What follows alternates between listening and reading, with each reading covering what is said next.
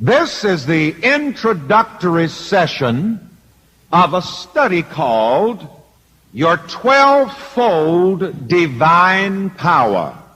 And I want you to know that I'm talking about you. The title of this series together, My 12-Fold Divine Power. Together, My 12-Fold Divine Power. Perhaps that's news to some of you to know that you have divine power.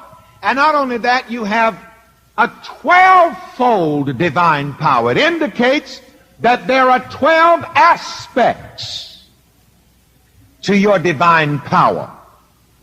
This is an esoteric study of Jesus and the 12 disciples.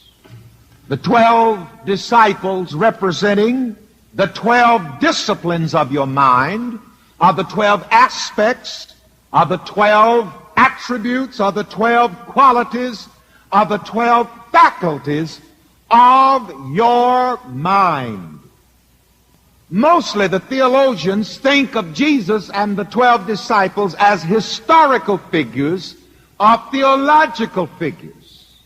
But ladies and gentlemen, the whole Bible is a book about you. Say to yourself, the whole Bible is a book about me. The whole Bible is a book about me. The whole Bible is a book about you and the way your mind works. You see, the Bible is a manual of mind operation. I like that. And all of the characters and the events and the places in the Bible represent various aspects of the operation of the mind of man, the mind of God in man.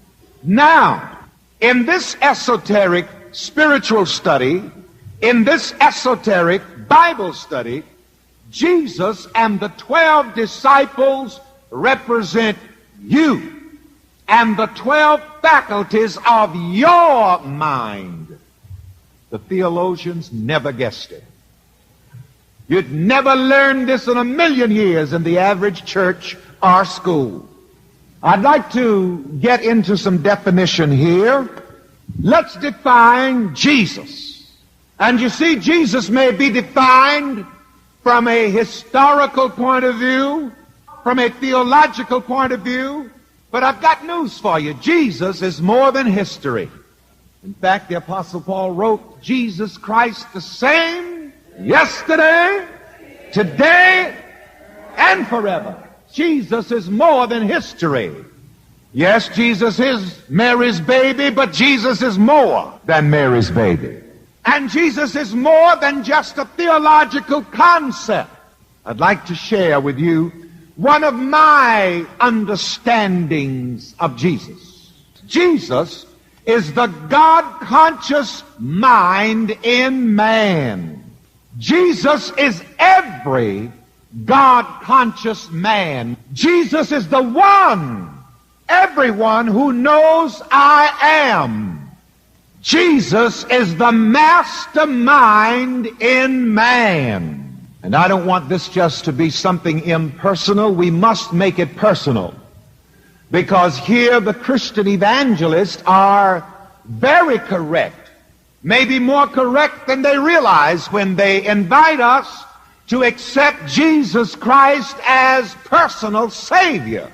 You see, God must become personal to you. Jesus must become personal to me. Now watch me blow your mind. I'm going to bring it even more closely.